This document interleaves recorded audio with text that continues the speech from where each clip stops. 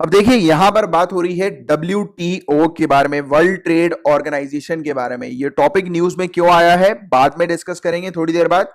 पहले देख लेते हैं, इस टॉपिक को समझ लेते हैं कि WTO है क्या, क्या काम करती है ये। तो याद रखना सबसे पहली चीज तो ये एक लौती बॉडी है, यानी कि इसके अलावा और कोई बॉडी ऐसी नहीं है जो कि इंटरनेशनल लेवल पर जितने भी ट्रेड होते हैं उससे रिलेटेड रूल्स रेगुलेशंस पॉलिसीज बनाती हो।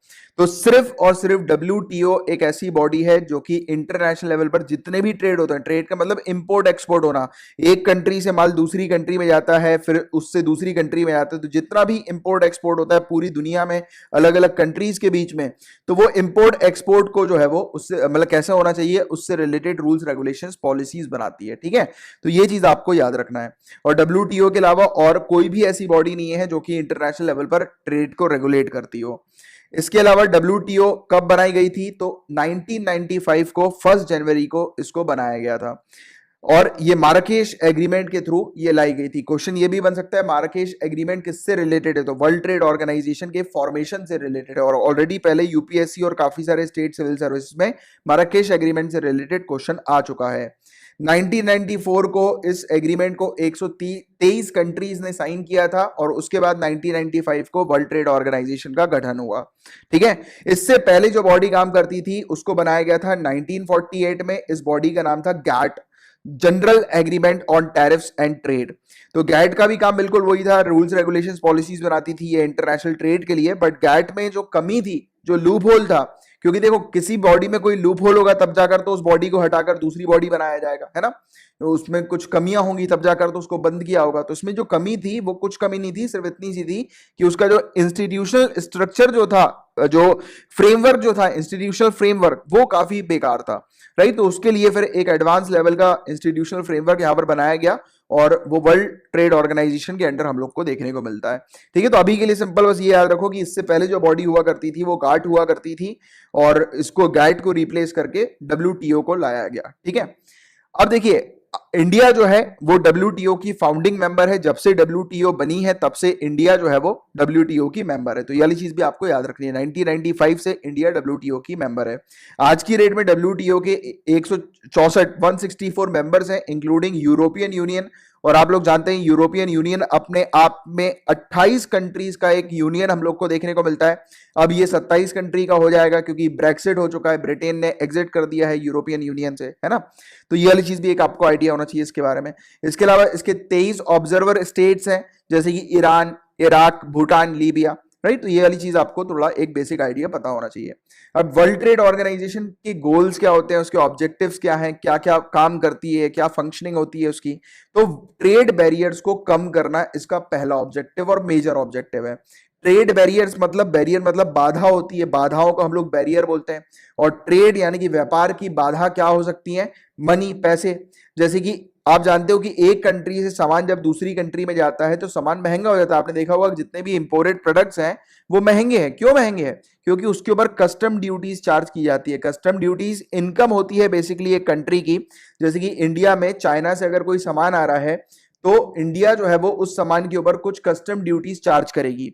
राइट, और जब कस्टम ड्यूटीज लगाई जाती है तो उस सामान को एंटर कराने के लिए जो, जैसे चाइना है, चाइना इंडिया में सामान भेज रही है तो चाइना को इंडिया में सामान को एंटर कराना है तो उसको इंडिया को कुछ पैसे देने पड़ेंगे, उसको कुछ कस्टम ड्यूटी, उसको फीस देनी पड़ेगी सामान को एंटर करवाने के लिए। तो ये जो फीस होती है ये कंट्री की इनकम होती है।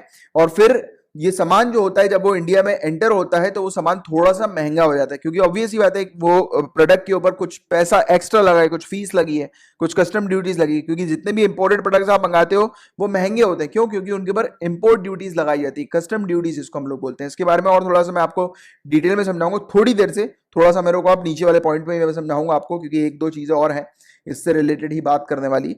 तो देखिए इसके अलावा इसका काम क्या होता है, दूसरा काम एक तो देख लिया हमने, ट्रेड बैरियर्स को खत्म करना। ये मेजर फोकस करती है कि जितने भी ट्रेड बैरियर्स हैं, जैसे कि कस्टम ड्यूटीज होती है, तो उसको ये लो करने का काम करती है कि कंट्रीज के बीच में ट्रेड जो हो वो फ्री हो और फेयर हो। अब देखिए इसमें फ्री ट्रेड जहां पर भी लिखा हो तो उसका मतलब ये नहीं कि बिल्कुल फ्री में बिना किसी कस्टम ड्यूटीज के एंटर हो जाएगा प्रोडक्ट। फ्री ट्रेड का मतलब ये होता है कि बैरियर्स कम होने चाहिए और कम से कम यानी कि लिमिटेड या फिर मिनिमल कस्टम ड्यूटीज जो है वो लगनी चाहिए, ठीक है, और प्रोडक्ट जो है वो एंटर हो जाना चाहिए, और प्रोडक्ट्स की किसी भी तरीके से रुकावट जो है वो नहीं होनी चाहिए, राइट, यानी कि इंपोर्ट एक्सपोर्ट में रुकावट किसी प्रकार की नहीं होनी चाहिए, क्योंकि ऑब्वियस ही बात है कि वर्ल्ड इकोनॉमी किसके थ्रू चलती है, इंपोर्ट एक्सपोर्ट के थ्रू। हर एक कंट्री जो है उसकी इकोनॉमी के बड़े होने का कारण जो होता है वो दूसरी कंट्री के साथ ट्रेड होता है, इंपोर्ट एक्सपोर्ट होता है ना। तो ये वाली चीज भी आपको थोड़ी सी पता होनी चाहिए, आइडिया होना चाहिए इसके बारे में। इसके अलावा इसका काम क्या है, इकोनॉमिक ग्रोथ करवाना, बढ़ावा देना इकोनॉमिक ग्रोथ को, और एम्प्लॉयमेंट जनरेट करवाना कि ज्यादा से ज्यादा लोगों को नौकरी मिले और ज्यादा से ज्यादा इकोनॉमिक डेवलपमेंट हो किसी कंट्री का। और ये ज्यादा सपोर्ट करती है डेवलपिंग कंट्रीज को, और डेवलपिंग कंट्रीज के बारे में ही हम लोग थोड़ा डिटेल में पढ़ेंगे, क्योंकि जो न्यूज में WTO आया है वो डेवलपिंग कंट्रीज को लेकर ही आया है, ठीक है, तो इस पर थोड़ा हम लोग ज्यादा ध्यान देंगे अभी थोड़ी देर में। इसके अलावा इसका काम क्या होता है, वर्ल्ड इकोनॉमी को स्टेबल करना। अब वर्ल्ड ट्रेड ऑर्गेनाइजेशन तो यार यहां पर ट्रेड की बात कर रहा है, तो ये वर्ल्ड इकोनॉमी को कैसे स्टेबल करेगी, अब यहां पर पूरा कंसेप्ट समझो, ये इंपॉर्टेंट है आप लोग के लिए समझना। तो देखिए गाइस, जैसे कि आप जानते हो कि यूएसए और चाइना, इन दो कंट्रीज की बात करते हैं, इनके बीच में काफी समय से ट्रेड वॉर हम लोग को देखने को मिल रहा था। दोनों एक तो ऑब्वियसली बात है कि कट्टर दुश्मन बन चुके हैं, और अभी कोरोना वायरस चल रहा है तो इसलिए ट्रेड वॉर न्यूज में भी इतना आ नहीं रहा है, क्योंकि पूरा बिजनेस जो है वो ठप है आज की डेट में। बट आप जानते हो कि पहले, यानी कि आज से अगर हम लोग 3-4 महीने पहले की बात करें तो आप ट्रेड वॉर के बारे में सुन रहे होंगे, और करीब 2 सालों से चाइना और यूएसए के बीच में ट्रेड वॉर काफी बुरी तरह से चल रहा है, काफी बुरी तरह से। अब ये ट्रेड वॉर में इन्होंने क्या किया है, तो दोनों ने अपनी अपनी कस्टम ड्यूटीज को इंक्रीज कर दिया है। अब जैसे जो भी प्रोडक्ट चाइना के अंदर एंटर होगा यूएसए का, तो वो प्रोडक्ट महंगा हो जाएगा, क्योंकि उसके ऊपर ज्यादा कस्टम ड्यूटीज लगाई जाएंगी। और चाइना से जो प्रोडक्ट यूएसए के अंदर आता है तो वो भी महंगा हो चुका है, क्योंकि उसके ऊपर भी इन लोगों ने कस्टम ड्यूटीज हाई कर दी है। तो दोनों ही कंट्रीज ने अपनी अपने मतलब कि अपोजिट कंट्रीज के ऊपर कस्टम ड्यूटीज हाई कर दी हैं। तो उससे क्या हुआ है कि जो प्रोडक्ट जो आता है, एंटर होता है, वो महंगा हो जाता है। अब इन दोनों के बीच में जो इशू चल रहा है उससे वर्ल्ड इकोनॉमी का क्या लेना देना, तो देखिए गाइस, लेना देना है, कैसे लेना देना है इसको एक एग्जांपल के तौर पर समझते हैं। एक ब्रेड का पीस मान लेता हूं मैं, ठीक है, एक ब्रेड का पीस है, ये कहां से आ रहा है, चाइना से आ रहा है, ठीक है, चाइना एक ब्रेड का पीस भेज रही है यूएसए में, यूएसए को मान लेते हैं कि 10 रुपए का एक ब्रेड का पीस है ये, ठीक है। अब यूएसए के अंदर जब ये ब्रेड का पीस आएगा और यूएसए ने चाइना की कस्टम ड्यूटीज इंक्रीज करके रखी, यानी कि चाइना के प्रोडक्ट्स के लिए कस्टम ड्यूटीज बढ़ा दी हैं, तो ये 10 रुपए का जो ब्रेड का पीस होगा ये कितने का हो जाएगा, मान लेते हैं 2 रुपए कस्टम ड्यूटीज लगाई जाएंगी इसके ऊपर, तो ये प्रोडक्ट हो जाएगा कितने का, 12 रुपए का। अब यूएसए के अंदर ये प्रोडक्ट आया, अब ब्रेड का पीस यूएसए के अंदर आकर महंगा हो गया। अब यूएसए क्या करती है, इसको बनाकर, इसको सैंडविच बनाकर अलग अलग कंट्रीज में भेजती है। अब अगर जो रॉ मटेरियल है अगर वो महंगा हो गया, तो ऑब्वियस ही बात है कि जो फिनिश्ड गुड है, जो फाइनल गुड है, वो भी तो महंगा होगा ना, सैंडविच भी तो महंगा हो जाएगा। और इस महंगाई का भार जो है वो किसको चुकाना पड़ेगा, दूसरी रिमेनिंग कंट्रीज को। तो अगर ट्रेड बैरियर्स होते हैं या ट्रेड में किसी भी प्रकार की इनस्टेबिलिटी आती है या इस प्रकार के इश्यूज होते हैं, जैसे कि यूएसए और चाइना के बीच में हमने एग्जांपल के तौर पर देखा, जो कि आज की डेट में इवन चल भी रहा है, तो ये जो इश्यूज होते हैं इसके कारण से वर्ल्ड इकोनॉमी अनस्टेबल होती है। तो ये क्या करती है, ये कुछ ऐसे ट्रेड रूल्स बनाती है जिसके चलते ट्रेड बैरियर जो है वो कम हो जाए और वर्ल्ड इकोनॉमी को कम से कम जो है वो अनस्टेबल हो, यानी कि ज्यादा से ज्यादा वर्ल्ड इकोनॉमी को स्टेबल किया जा सके, ठीक है। और इसका एक और काम ये भी होता है, ये ट्रेड डिस्प्यूट्स को भी हैंडल करती है। जैसे कि आपने कई बार न्यूज़पेपर में पढ़ा भी होगा, हम लोगों ने डिस्कस भी किया है कि जब चाइना और यूएसए के बीच में जो ट्रेड वॉर चल रहा था, तो उस बीच वर्ल्ड ट्रेड ऑर्गेनाइजेशन के अंदर उन लोग की मीटिंग्स होती थी, राइट। ये एक ट्रेड मतलब डिस्प्यूट को रिजॉल्व करने का भी काम करती थी वर्ल्ड ट्रेड ऑर्गेनाइजेशन। तो देखो, ये एक बॉडी ऐसी है जो कि इंटरनेशनल लेवल पर कोर्ट बैठाती है, यानी कि इसकी कोर्ट हम लोग को देखने को मिलती है, जहां पर मामले सुने जाते हैं और उस डिस्प्यूट को जो है वो रिजॉल्व किया जाता है।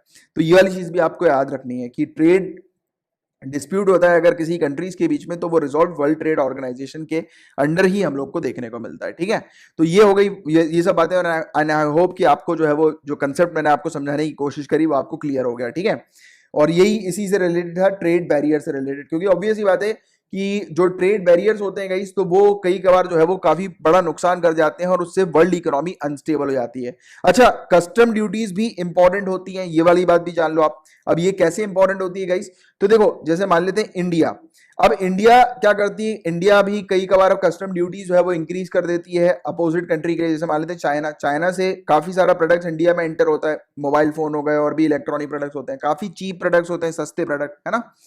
अब इन सस्ते प्रोडक्ट से क्या हो सकता है गाइस, हमारी कंट्री की डोमेस्टिक कंपनीज उनको नुकसान हो सकता है। कैसे नुकसान हो सकता है कि भाई हमारी कंट्री के अंदर जो प्रोडक्ट जो तैयार हो रहा है वो 10 रुपए का मिल रहा है, यानी कि बनकर 10 रुपए का निकल रहा है, और बाहर से जो प्रोडक्ट अंदर एंटर हो गया और वो सस्ता प्रोडक्ट है, अगर वो 8 रुपए का है, तो लोग किस प्रोडक्ट को खरीदेंगे, 10 रुपए के प्रोडक्ट को खरीदेंगे, 8 रुपए के प्रोडक्ट को खरीदेंगे। तो लॉजिक यहीं पे बैठता है कि कोई मार्केट जो होता है उसमें लोग किस चीज को ढूंढते हैं, सस्ते प्रोडक्ट को। हम लोग भी मार्केट में जाते हैं, बोलते हैं ना कि भैया यार डिस्काउंट दो यार थोड़ा, राइट। क्यों बोलते हैं, क्योंकि हम लोग की मेंटेलिटी यार सस्ते में हम लोग को प्रोडक्ट जो है वो मिल जाना चाहिए। तो कंज्यूमर जो है उसको सस्ते में प्रोडक्ट चाहिए होता है। तो इसीलिए अगर बाहर से, अगर दूसरी कंट्री से अगर सस्ता प्रोडक्ट आ रहा होगा, तो ऑब्वियस ही बात है कि डोमेस्टिक कंपनीज की हालत खराब हो जाएगी।